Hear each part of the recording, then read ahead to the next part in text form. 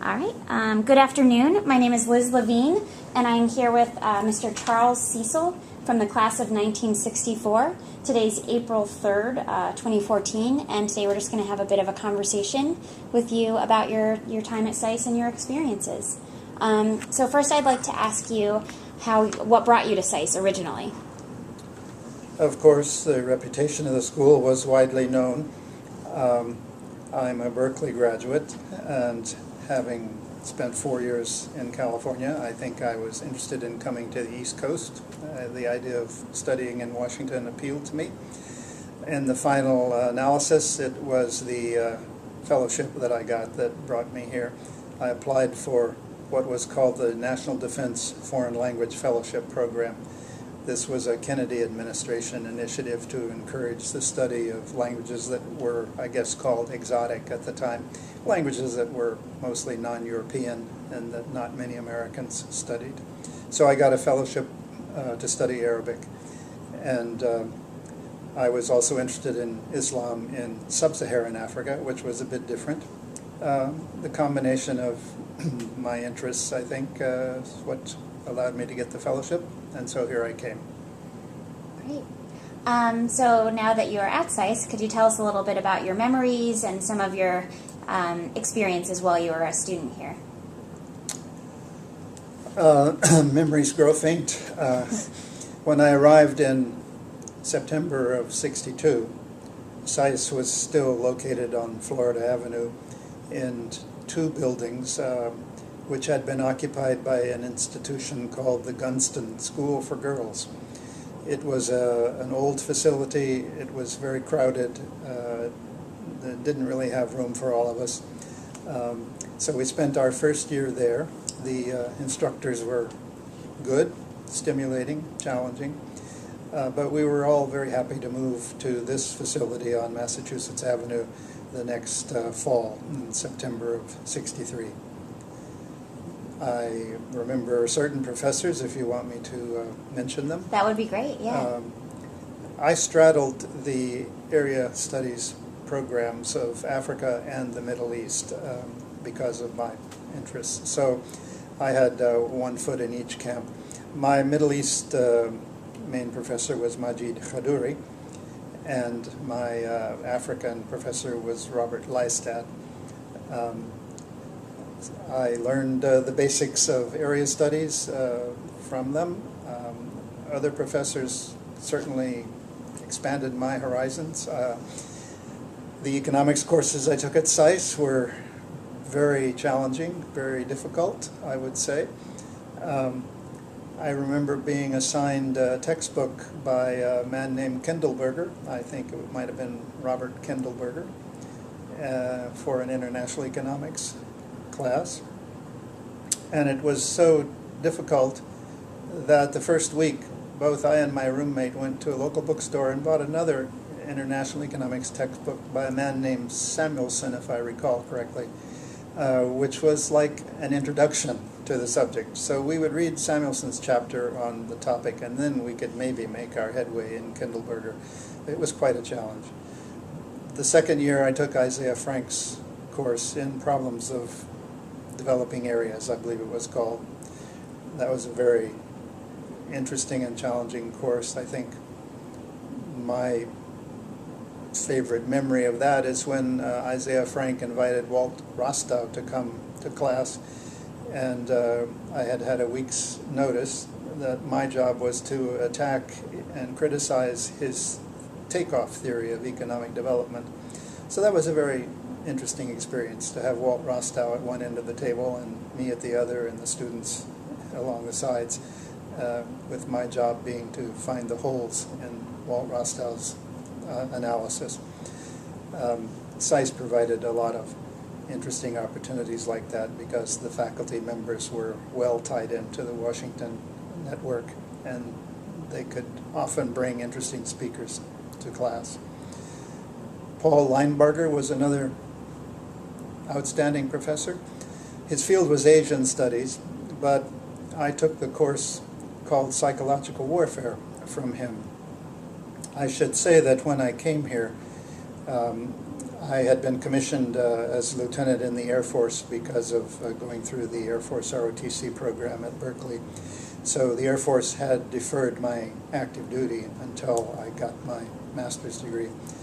But I had to always think about my coming military career and what kind of background would help me there. So the course in psychological warfare appealed to me. Linebarger was quite an interesting man. You would sit in his class one day and think, what a brilliant person, what a wonderfully stimulating idea. And then the next class you would think, this man really is crazy. Where does he get these oddball notions? So his class was extremely interesting from start to finish. We did a semester-long study of the vulnerabilities of the island of Okinawa to a propaganda attack by the Communist Chinese. Paul Linebarger outlined a 25-chapter paper, or book, I guess we'll call it. Each of the students, there were 5 of us, each of us were assigned 5 chapters on different aspects of the character and culture and history of Okinawa.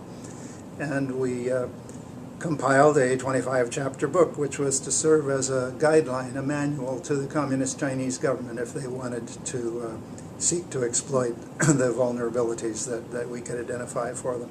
That was a very interesting exercise.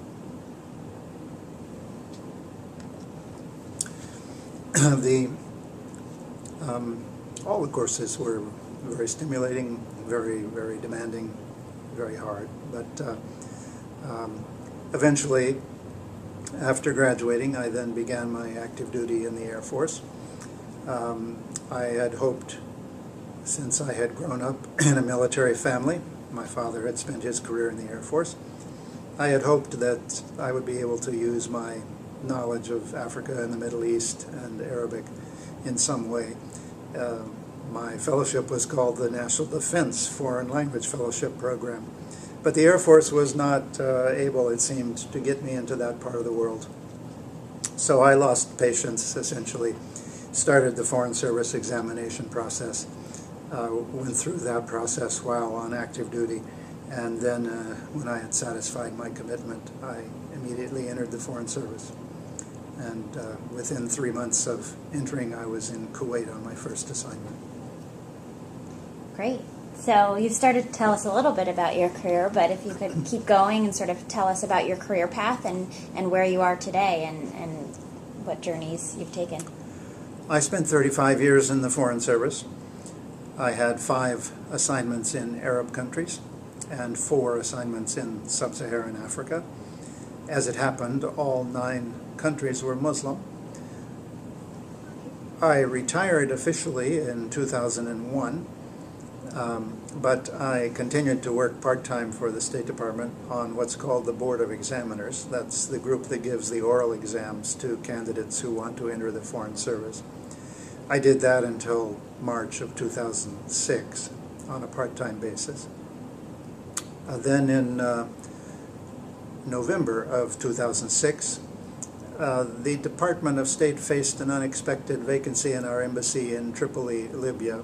We had opened the embassy in May with a chargé d'affaires, but he fell ill and had to leave. And the department needed someone to take over that position for, they thought, a few months until we could have an ambassador in place.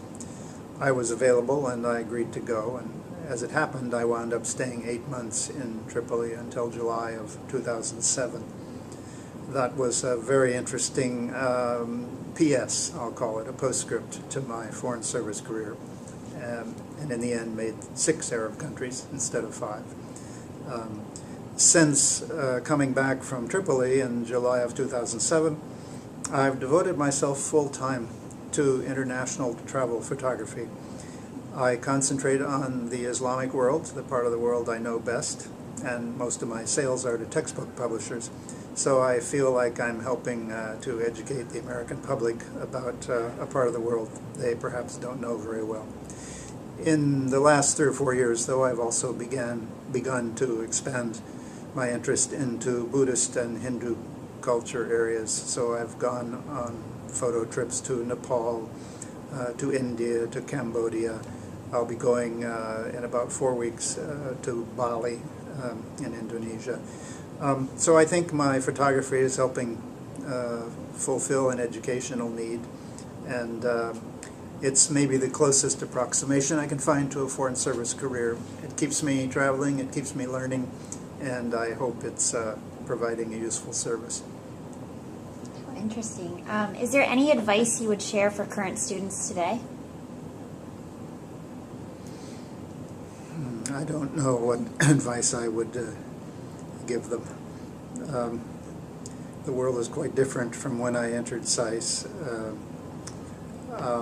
If there is any single thing that I feel benefited me in my career, I would say foreign language capability is essential if you want to move in the world of today and tomorrow.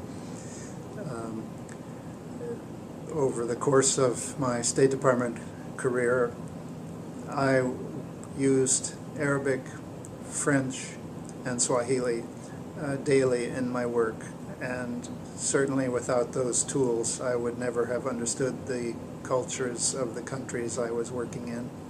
So I think foreign language capability is essential to any career that's focused internationally. Great. Thank you very much.